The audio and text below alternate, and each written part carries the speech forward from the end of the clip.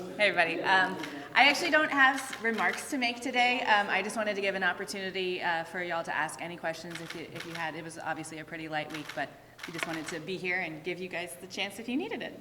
So. I have to ask about sports betting because the other side of the building, it doesn't look good. After 8 hours yesterday, they took a vote on VLTs finally, and it failed. So I guess, to Missourians that seem to really want this, what do you say to that? I think sports betting is yet another great example where the supermajorities that the Republicans hold, they can't seem to get priority legislation done. I think you're going to see some more of that in the last final weeks of session. And so if folks in Missouri are wanting sports betting to pass, what I would say to them is talk to the Republican leadership who aren't able to get it across the finish line. Can you talk about the House passing the changes to the initiative petition process bill today and level out? Yeah, definitely. So it was unfortunate that the floor leader previous questioned the bill. We weren't given an adequate opportunity to discuss that, in my opinion, both today and on perfection. But what I would say is this bill is extremely unconstitutional. The courts have actually said that we can't interfere with and impede with the constitutional right to the initiative or thwart it with technical formalities. This bill has a whole lot of technical formalities in it, from how dark the ink needs to be to the font. Those seem pretty technical to me. So this is just another unconstitutional bill that we're pushing through. Jay Ashcroft announced today that he is campaigning for governor. Yeah. Who would Democrats like to see in that position? And are you considering a run for governor? I think everyone is considering a run for governor at this point. Listen, the Democrats don't have anyone in this moment. Absolutely, I'm considering it, and I've said that a few times. I did put out a statement just a few moments ago on the political side of things when it comes to Secretary Ashcroft running. I'm happy to read that if you haven't seen it yet, but from the time that he was defeated for the state Senate run, it seems as though Ashcroft believes it's his birthright to hold office. We've not seen much from him in terms of putting Missourians first. We could talk about the attempts to meddle in the federal government, gay marriage situation, the defunding of our libraries, the banning of books. He continues to be pretty extreme in his stances, and I think that his run for governor is going to show us that all over again. Speaking of library defunding, the Senate Appropriations Committee didn't meet at all this week, which means I'm sure it's a lot of negotiations. Have you met with Senate Appropriations? How are those negotiations going? Yeah, so I have Representative Meredith here, but I can tell you that our folks have been starting to meet with the senators, have been, quite frankly, all session. But now that the budget bills are over there, we are meeting with them to talk through our priorities, the things that were included that we like, the things that were not included, and of course the DEI language is everyone's top of mind. But I don't know if you want to add anything to that. One thing the House perfected this week but not passed was the SNAP transitional bill. It included the maternal Medicaid expansion. Talk about adding that language on and the fact that you kept some of the Senate language but not all of it. Yeah, so that bill has, as you all know, been bipartisanly supported. We've had lots of folks working on that for many years, and quite honestly, the Senate put in a whole bunch of stuff that we weren't supportive of, and so we're grateful that a lot of that language was taken out. I think that there is some room for improvement on it, but I think that you're going to see some support from our side of the aisle in that conversation. I don't know if you want to add to that, because I know that, have you been a part of that? Not much. I mean, what you said. Okay. Just a quick follow. General Laws also heard the Senate version of that. Any chances that also that goes onto the floor kind of as a double check? I imagine that they will. This is a bill that, again, since both sides of the aisle have been working on it for quite some time, I think it is a good strategy for us to try to add language in as many places as we can, especially because you're not going to see full support from folks on the other side. So I imagine that will move as well. The Senate's expected to take up a bill today that would cut taxes on guns and ammunition. If that passes, Missouri would be the only state that taxes food but not guns.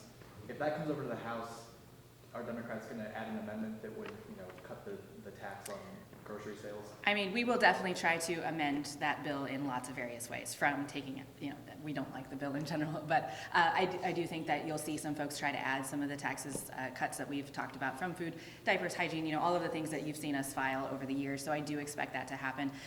But at the bottom base of the bill, we're going to do everything we can to stop that. Your point is exactly right. We'll be the first state in the country to do that, and that's a shame. Do you want to add to that? Come on. No, it just says it all. We haven't even had hearings on those bills. A number of us have filed those bills about food, and they haven't even given us hearings on them. The Senate heard the House bill this week for the St. Louis Democrats on the police, state control over the police. The first person to speak against it was Chief Robert Tracy. Your thoughts on the fact that the chief of police is asking to not do this? This could be free to you as a or you with Mayor. You want to talk? You know, our caucus isn't unanimous on this, so I don't want to speak on behalf of everyone, but I will say, as a representative of St. Louis City, I find it deeply offensive, and even as our chief of police sits there and says this is bad policy, and there's no evidence at all that that state control would improve policing or public safety. I mean, Kansas City's numbers actually declined this past year, while St. Louis City stayed the same, and Kansas City is already under state control. I look at a situation where we've got 2 black mayors in this state, and they'd be the only 2 mayors that don't have control of their police forces. And when you've got a history of state control starting as an express intention of controlling the arsenals of those police forces for the Confederacy, it's hard not to separate racism from this conversation. I know that there are folks that are motivated by trying to just help the police, but you know, I came here to represent the people of St. Louis City, and the people of St. Louis City should have control of their police like everyone else in this state does. What do you all think of that public education package this week that has a bunch of stuff on it, teacher pay, the Stop the Bleeding, whatever act, and all sorts of different provisions about curriculum and all that? Yeah, what I would say, and I'm definitely not our education expert, I wish that we had some folks in the room, and Marlene, if you want to add to this, please do. What I would say about this package, you know, our education team, every one of our education members have worked very hard with folks on the other side to try to come up with a bipartisan package and a few different ones. And so, and we've been working with folks in the Senate to try to make some changes, make some improvements.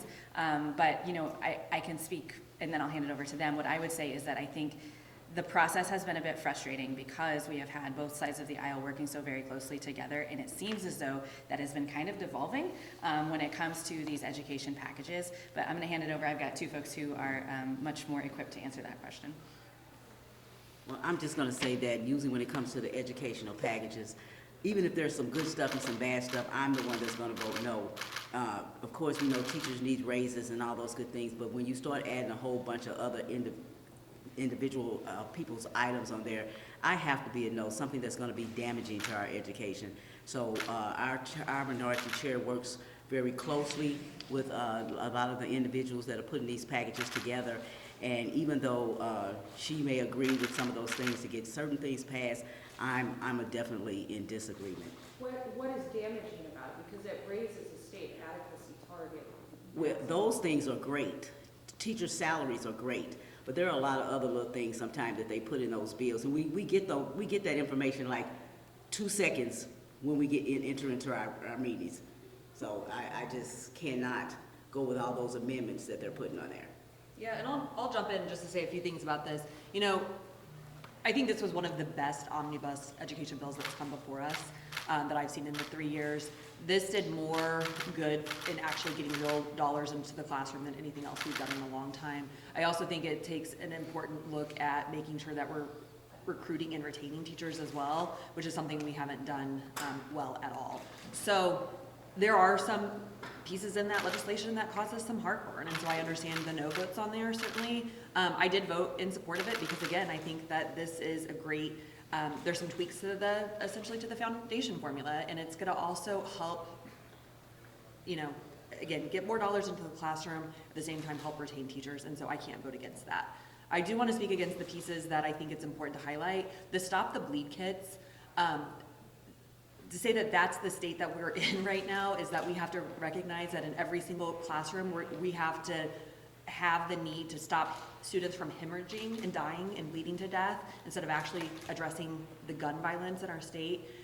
It is incredibly problematic. So Republicans are happy to have every single classroom equipped with a Stop the Bleed kit, but we will not address the guns. And that, I understand the frustration from my colleagues on both sides of the aisle, quite frankly, on that issue. So we'll see what happens there, but man, if we're gonna do these Stop the Bleed kits, I really hope that we can start having serious conversations on what we can do to decrease gun violence overall, but certainly in our schools and keep our students safe.